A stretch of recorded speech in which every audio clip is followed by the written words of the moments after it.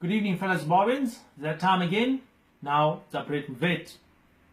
In a slight change to the way we normally do our episodes, instead of discussing one topic only, today we'll discuss a few topics, but very briefly. When you see your president saluting his own portrait at the recent Independence Day celebrations, you must know that things are going downhill pretty fast. I'm not sure what he was trying to do, but it just showed us how conceited he is and how much he loves himself. The issue of independence affects many citizens differently. Some say Zimbabwe was much better for them under the Smith regime, and at least people had jobs, food, could attend school, go to hospital. Well, Fitz and I do agree that some things were good under the former colonial regime. However, a lot of things were also very bad. The blatant racism, not being allowed to walk freely in the country of your birth, not being able to live or buy land or build houses in certain areas, to attend certain schools or universities, and not even using the same public toilets. These things were definitely not kind to the majority, and change had to come about. Independence celebrations are exactly that. A day we think of those who sacrifice a lot for us to all be equal. I personally wasn't even 2 years old at the time, but some of my primary school teachers at Frank Johnson were former freedom fighters. When I say freedom fighters, I'm not talking about the mercenaries who demand to get paid ridiculous things. No, I'm talking of real men, real women who fought for genuine equality in the country. When I sat in that classroom, many others too with me, they told us some harrowing stories of their experience at the time. And they also told us of those that never made it. These are the people we remember and realize that independence is not a junta-controlled event or an opposition-controlled event. No, it is a Zimbabwean event. And as Zimbabweans, we can possibly admit that perhaps we're not in a good place right now, but at least now we can unite as Zimbabweans, all races, as equals, and fight this current junta. That's what independence means to me. These endless demonstrations, one-man demos or these mass demonstrations, what really is the story behind them? What amazes Fidza and I is that the entire time before the demos, the participants, mainly the leaders, shout and scream against the junta. On the day, people start running and hiding from riot police controlled by the junta. However, on the weekends, they attend functions of the junta. They go to braais with members of the junta. They even help them participating in adverts, in roundtables and discussions, talking to the same people who beat them a few days before. What do you speak about really when you guys meet with the junta? Do those who were beaten show off your scars and bruises? Do you get beaten on Wednesdays and then meet the guys at the local pub on Thursdays to watch the soccer?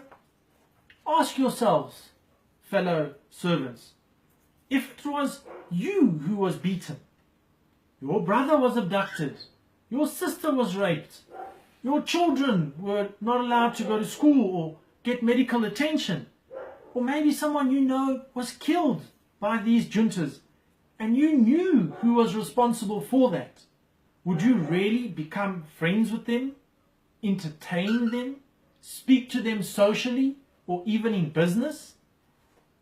They say in politics, especially in Zimbabwe, there is no permanent enemies, just permanent interests.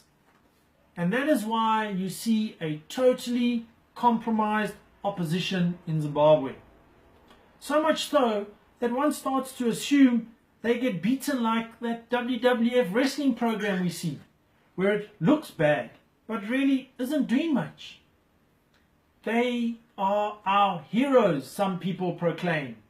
Well, here at Brett Holley, we have a slightly different take on what a hero is. A hero doesn't do business with the junta, nor does he or she associate with them in any form whatsoever. The grandchild of the president has arrived. Born in Singapore, but has arrived. Have you ever heard of a president's grandson born in a foreign country when the president loudly claims that all is well at home and the hospitals are working fine? So fine that, you know what, it's just in case I'm going to take my grandson and he's going to go and get born 5,000 kilometers away. There is literally no shame left in that family. And it's not even 2 months ago that he spent $800,000 on a birthday day bash. A local bar frequented by war veterans was blown up. Not even one person was injured, but apparently a lot of hunters and black labels were destroyed.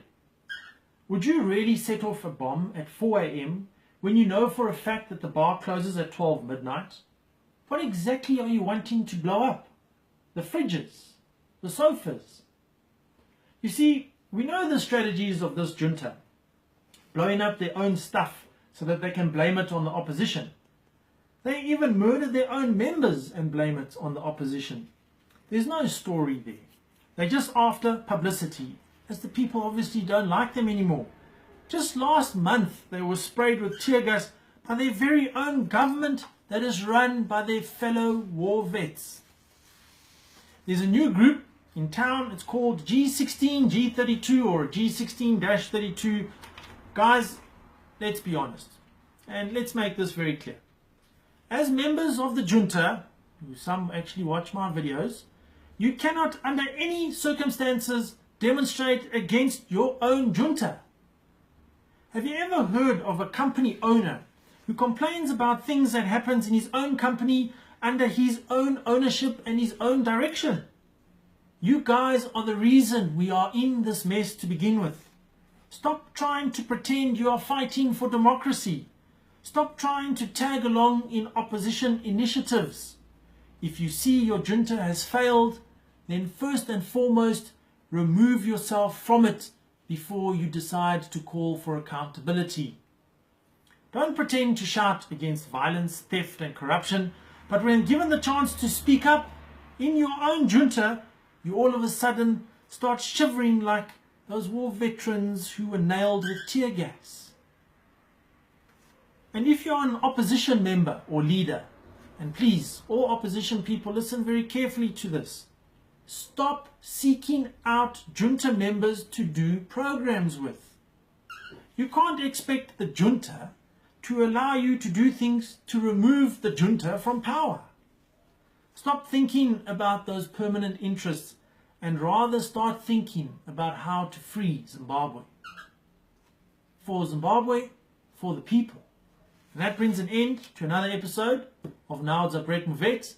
If you like what I say and you want to hear a couple more videos, I have them up on my Facebook page called Brett Vet, or my YouTube channel also called Brett Vet. Thank you very much.